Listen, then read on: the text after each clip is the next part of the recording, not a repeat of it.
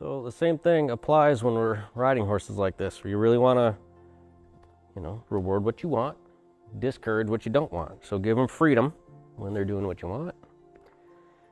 Don't give them that freedom if they're not riding like you want them to ride. So I'm going to do the exact same thing up here that I did on the ground. I'm going to take my reins, tap her all over her body, get her to the point where she stops jumping around, to where she can relax and move forward nicely. So first before I do that, I need to test out my language. Okay, if I ask you to flex, will you flex? If I ask you to flex, will you flex? Good. If I ask you to move your hindquarters over, will you? Okay, it's okay. See how she's pushing her nose out like that? That's defensiveness. That's all that is. Okay. If I ask you to move your hindquarters out on this side, will you do it? Oh, I need to reiterate that when I'm stepping these hindquarters out, I don't want her pivoting on her front feet, especially an anxious horse like this. And really, I'll say that about just about any green horse I ride. So if I get them pivoting on their front foot too soon, you're really just going to create more brace in their body than you need to, because they just lock that foot into place and they get stiff through their neck, stiff through their top line, and they just brace against the yield. So I want all 4 feet moving. So really helps you get that bend, get their mind. And she's really over flexing here and not giving her hind feet. That's why you see me taking that rein so short. Because what I also don't want is flexing without the feet, right? I'll need to influence the body and the feet in a positive way. So if I take that rein to the side and lift up a little bit, those back feet need to give. Hand position on an anxious horse, it's going to be different than what you think. Most people want to flex a horse by coming up along the neck, okay, like that. It's a bad idea because your rein's too straight. Okay, you can do that on a more seasoned horse, okay? Not on something really green. It just adds more confusion. It can be dangerous if you pull on one like that. It can flip you over. So just getting the hindquarters working here, get them working on this other side. See, when she switches eyes, even though she can't see him on that left, her head always pops up. That's defensiveness. All right, so just things to be aware of. There she goes. Now, we haven't started the training part yet, where I start tapping her all over with my reins and making things a little uncomfortable. But I still want to acknowledge when she's going around, if she starts to flex and hold it for me and then drop her nose down, I still do need to acknowledge that and tell her yes. So, but then you'll notice that 2 steps out of it, she's popping her head back up. She's getting tight. That hood ornament's coming up and bouncing up out of the car, out of the hood. Not looking very pretty, which just tells me it's an indicator that stuff behind the ears is breaking down. Emotions are going up. All right, so I'm not going to give her freedom and allow her to do what I don't want. That's just silly.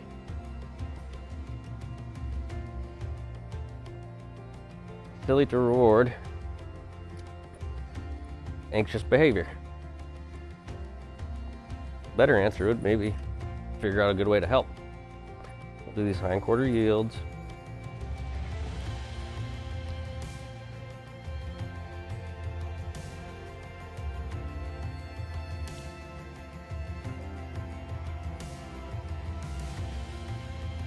And it's this kind of stuff takes patience. And it's something that a lot of folks don't really have. They don't have the time or the patience, or you got a 9-to-5 job, you come home, you don't want to sit here and do what's necessary for a horse like this. Okay, which, like I said, takes time, takes patience, takes work.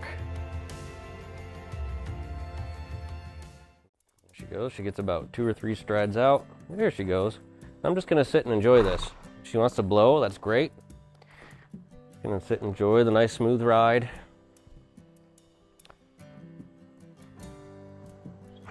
If she wants to trot, I'll accept it. As long as she's staying level-headed. Okay. So I'll reward this. Now when she starts getting a little nervous right there, I'm just going to take a hold of her and say, well, we're not going to do that. That's not something I'm going to allow you to do. So I'm going to take your hindquarters away, roll them around. When you want to relax, we can. If I can give you 2 legs and have you put your head down, stretch into a trot, that's great. I'll allow you, I'll reward this nice trot just by leaving you alone. That's the reward, not stopping. Or to stop her, she'd just get really good at stopping. She wouldn't be good at going anywhere. Reward what I want. I don't want you to get anxious in the trot. I want you to relax.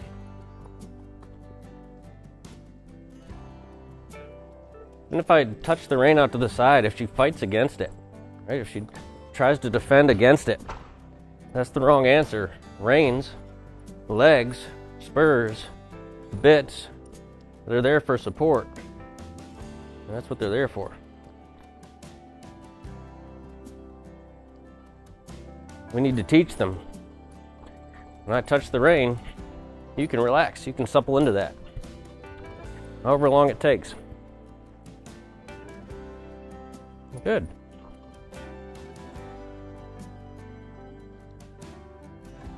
I hear a lot of people, especially when it comes to folks in the natural horsemanship club. Oh, spurs are so bad, or oh, metal's so bad. And if that's your approach, you better stay away from it.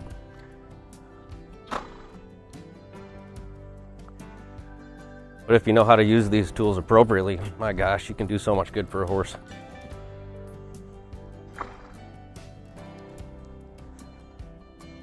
If people could get rid of that term in their mouth, gosh, I would love that. You start talking about in their mouth, you start riding silly, and you start talking poorly about other people. Maybe you don't understand what's going on.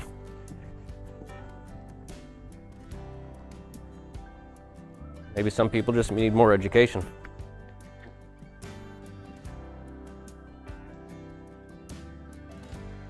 Snaffle bit. These reins, these spurs on my boots. They're all tools for suppling, for relaxing, for yielding. All things that help the horse.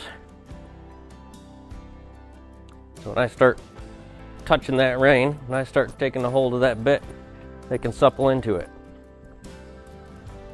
If I turn my toe out, she can supple her ribs. Say, oh, that means relax. There you go.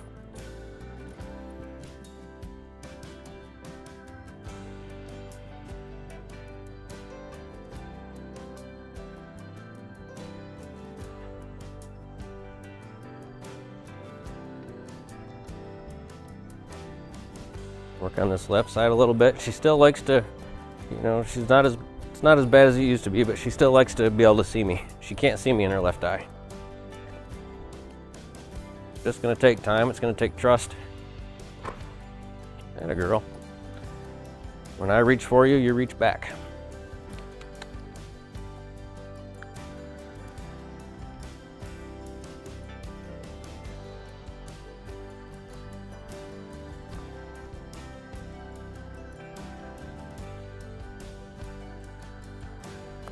We're still warming her up. We still haven't started the training process yet. Like I said, it's going to get a little uncomfortable.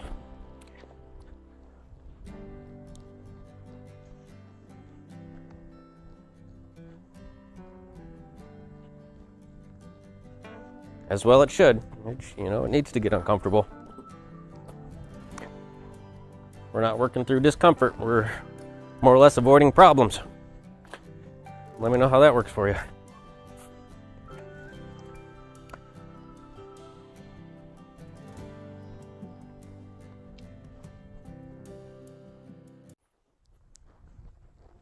All that head bobbing she's doing side to side, that's tension. That's defensiveness. And that tension's not in her head. It's back behind her shoulders. It's in her loins. It's in her ribs. The head's the indicator. not the problem. Really can't stress that enough. Use the head as an indicator. It's not the issue. So right here, if she's bobbing her head a little bit, pulling against me, I can use my leg. I can use my spur a little bit to say, soften that shoulder up, soften your ribs up. It's not to punish her, it's to help. Hand to the side, just move your ribs over. Hand to the side, just move your ribs over. Like we talked about in our How to Get Your Head Down video, you can't force this stuff. You can't, you just got to be patient. Wait for the horse to be confident enough to submit to your aids.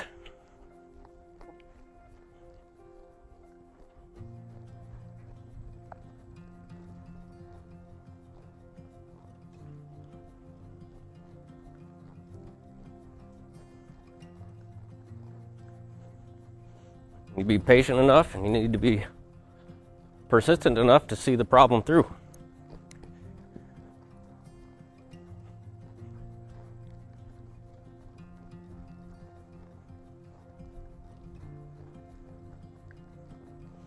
You know, all that back and forth of the head. That's just tension.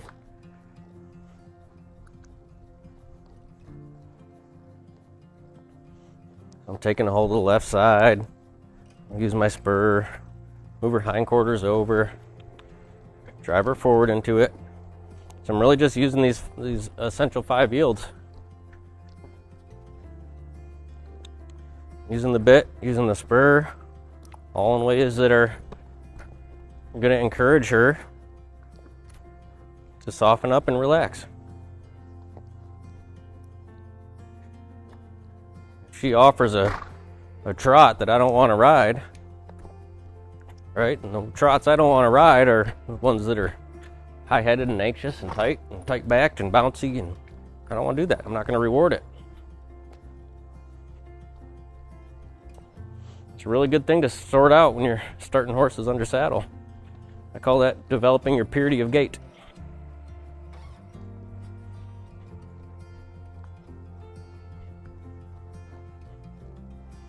Purity of gait comes with purity of mind. Emotional collection.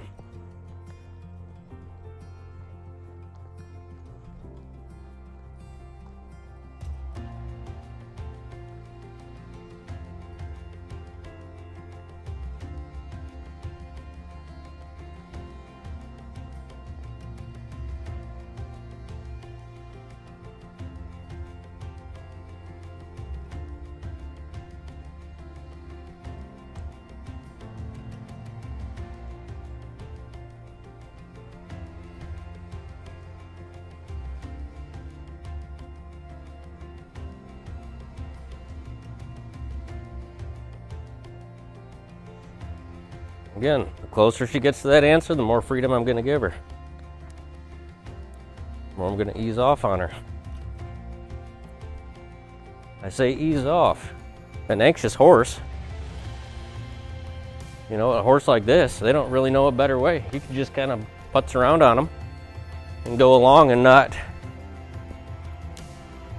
you know, be too slow, be too quiet, and not ever teach them a better way. All right, so the reward has to be the right answer. And in order for the reward to be the right answer, you don't just do the answer. All right? You work through the problem, because that's going to be uncomfortable. And then once you've worked through the problem, which is going to feel like energy and pressure and scary, your reward is that better behavior, that better response that you're looking for. So, you know, I can't stress that point enough. What you want to do needs to be the reward, not what you do.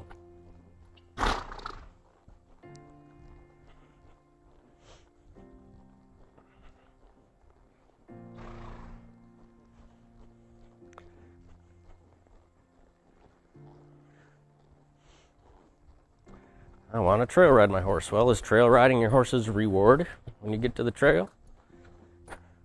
Or do they have anticipation anxiety? They come out of the trailer, they go, oh no, Now they're going to slap the saddle on me. Horses are going to start moving around from one place to another. I'm going to get all crazy. Okay, it's trail riding the reward.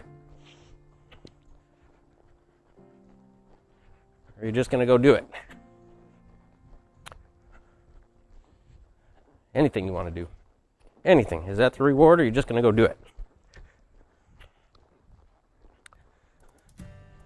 Some horses they tolerate a lot and you can get away with a lot. Other horses you can't. Good. It's feeling better. We'll do a little bit of training here in a minute. We'll call it a day for this horse.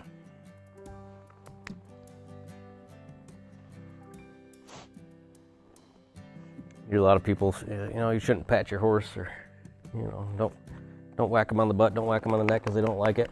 Okay. Well, guess what? Most people, when they're happy, they go like this. All right. So you know what your horses should be able to tolerate? That. I think I already mentioned this today, but natural horsemanship, we need to understand the nature of the horse, and the horse needs to be able to tolerate and accept what people are naturally going to want to do. If we're not preparing them for that, we're doing them a disservice. Okay, so I'm going to tap her on the butt here. I'll say, good girl, watch what happens. Probably going to jump, right? So if I can start with that bend, good. She goes. Start with this bend, I'm going to tap her on the same side where she can't see me. Tap her. Good girl.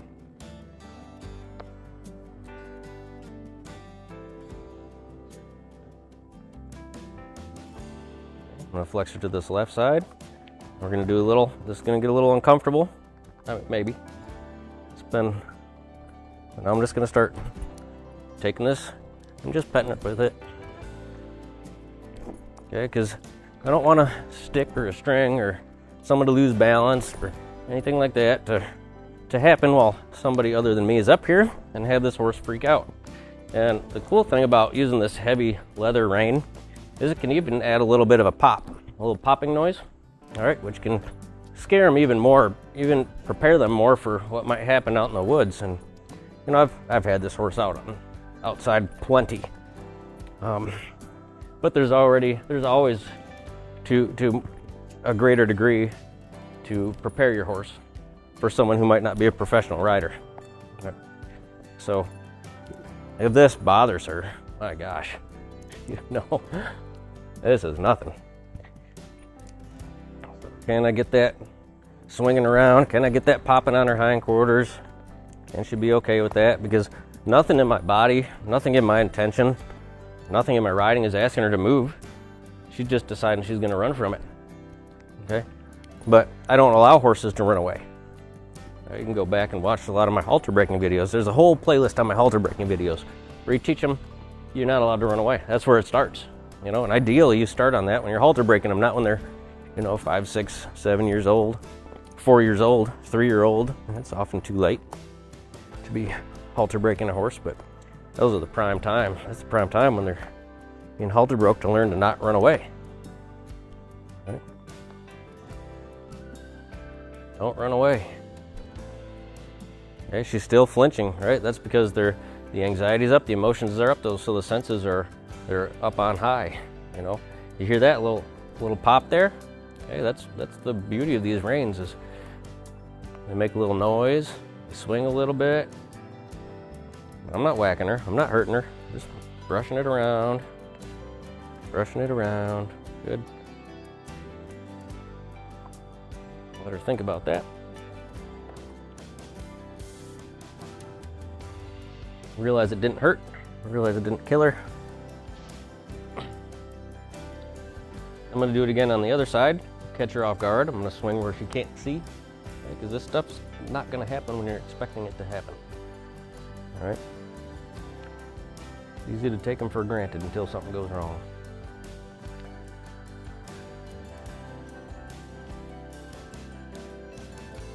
My good friend Ryan Rose says, I'd rather be prepared than lucky. I'm going to expose him to this discomfort. That's better. She's even holding that flex. Not running away. I'm gonna have this pop on her a little bit like that. Just a little pop. Not whipping her, just popping it. Making some noise. Good. Try this on the other side again. She struggled quite a bit on this left side last time, as you guys saw. Yeah, there we go. Push that right up and around. Good. Good. Better. Just accept it. Just tolerate it.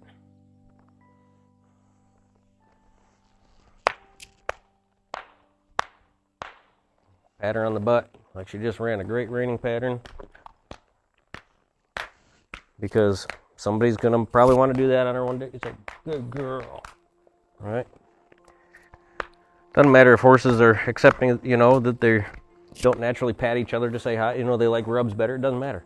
Someone's gonna want to go like this. That's the truth of people and horses. Right? Well, horses don't like that. Don't do it. People like it. Prepare them.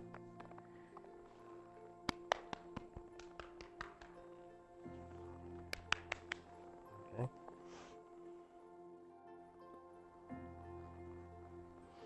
I'll put her in motion here.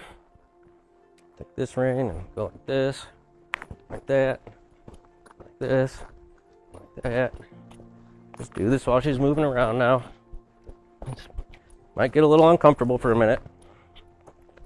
Like this, like that, this. See, I could sit here for a long time and do this.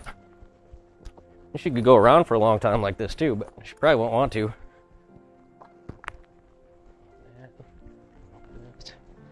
That.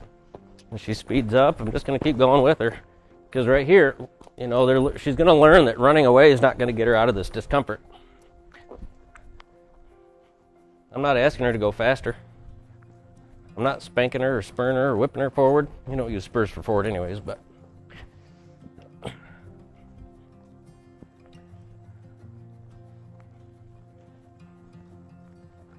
well, she doesn't know that. Of course she doesn't. That's training. Teaching them what they don't know. She doesn't know that. No, of course not. Horses are flight animals. They run first.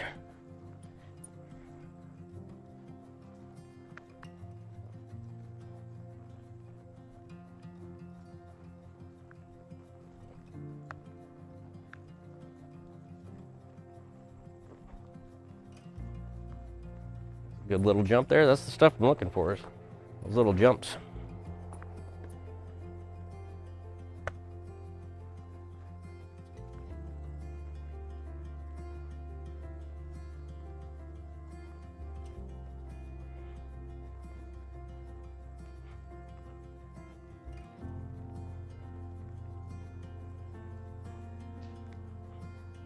The beauty of this exercise, is that the horse can decide how long they want to go. And I don't let them get straight, because if you let them get straight, you're allowing them to run away. It's just silly. Just silly. I'm using the yields to discourage running away. Okay, running away is never going to get them out of their problems, not in the human world. It shouldn't anyways. Be aware of what you're teaching.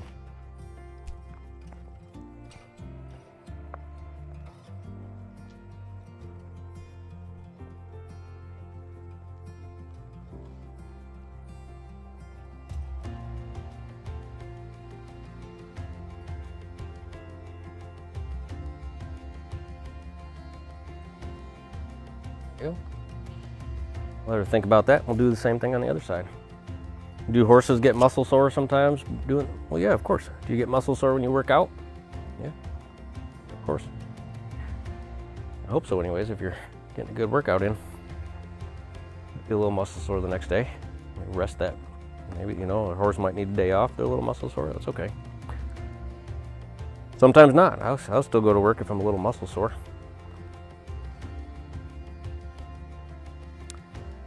From that little bit, she's not going to be muscle sore tomorrow. Just questions I get.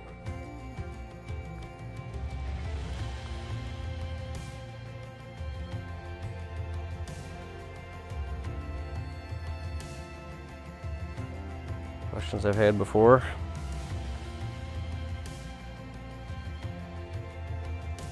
A little more freedom with that rein there. There we go. Now I'll just start making things a little uncomfortable on this side. This is really nothing. I'm just petting her with the rein on the shoulder and on the hip. There's really no need to be running from anything like this. That's what she needs to learn.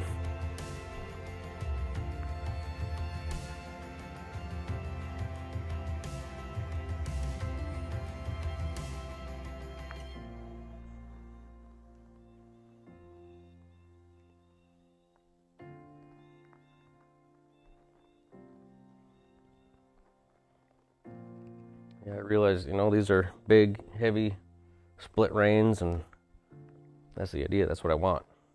That's the purpose. I want it to make a little noise. I want it to make a little thump. That's what I want. Something that's difficult, not easy.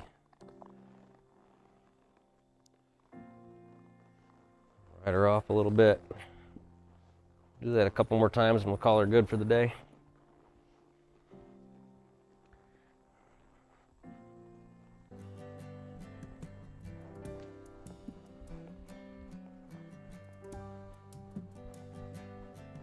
She wants to trot out and relax a little bit. Of course, I'll reward that. That's the name of the game for this horse, is chill out. That's going to be her new name. We're going to call her Chill, as a reminder.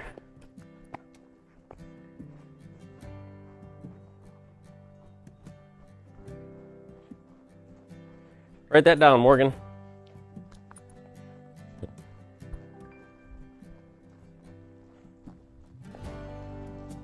Okay, she is starting to chill. I just ate a little bit of this.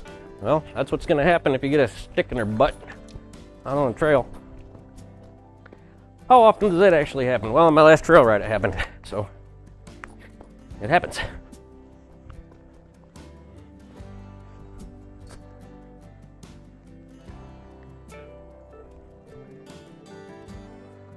Just takes a little snap of a branch, a little sapling whapping you in the butt.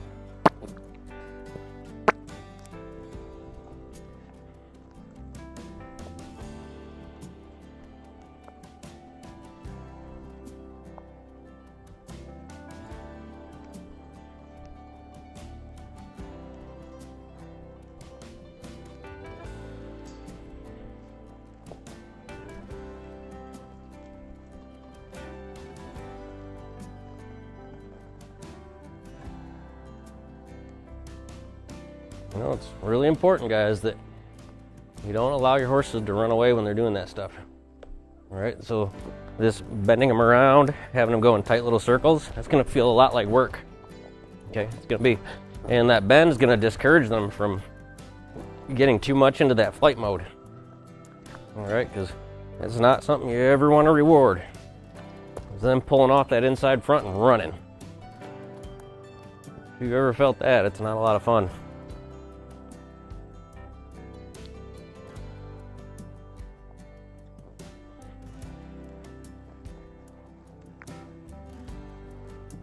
Yeah, this is good stuff right here. This where people might usually back off. That's the stuff that gets me excited. Say, okay, now we're gonna get something done. We're getting this horse is getting a little worked up.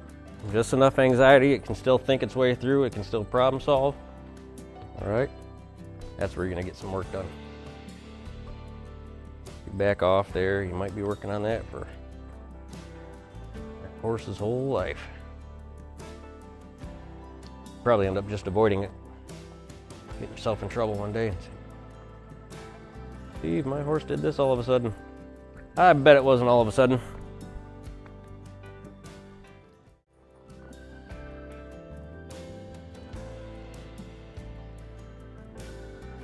So right here's a good example. She's not wanting to take that nice deal of just walking around. Oh, there she goes. And all I wanted to do there is just walk around nicely a little bit. So if we go back to what I said earlier, reward what you want. If I say, let's walk around nicely, and she's not wanting to do it, well, we're not going to do that thing. We can go back to so we don't overload her brain with too much, we're gonna go back to the one thing we're working on this training session. This, okay? That's gonna make walking around seem really nice. That's gonna make trotting around seem really nice. Here's what I wanna do. You don't seem to like that. Let's do the one thing we're working on in this training session.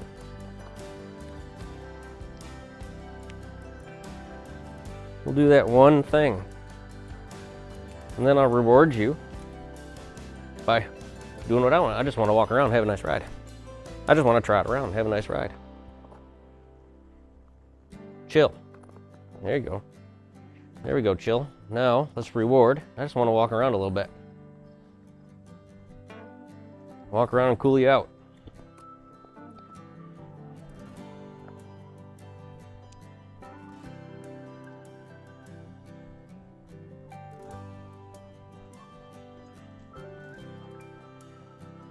She's feeling pretty good about wanting to trot. That's fine. You know, I'm not gonna, I could, you know, get on her about saying, hey, I didn't say trot, by gosh, or God darn you. Or I could just ask her to trot, move around with her a little bit as long as she's relaxed, not running away. Say, yes, let's do that. Then I'm not adding too much to her brain. You know, she's too much of an anxious horse for me to say, hey, let me pull on your face and tell you to cut that shit out. And, you know.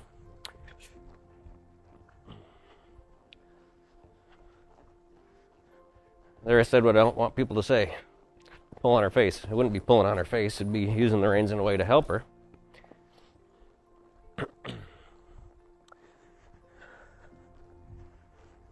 But she doesn't need to be overloaded. 1 to 3 things, depending on the horse. Sometimes just one thing. One thing a day. One thing a week. One new thing.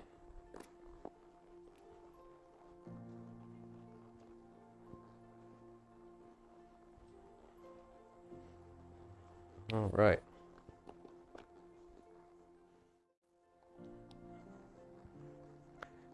Got a little crowd of people watching me today. That's fun. That never happens. You guys have questions over there in the corner?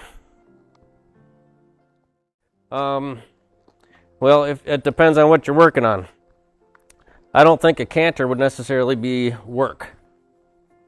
Right? The canter could be running away, or what I would want was the canter to be the reward. Okay, because I could just run her around, and that would have the opposite effect of what I would want.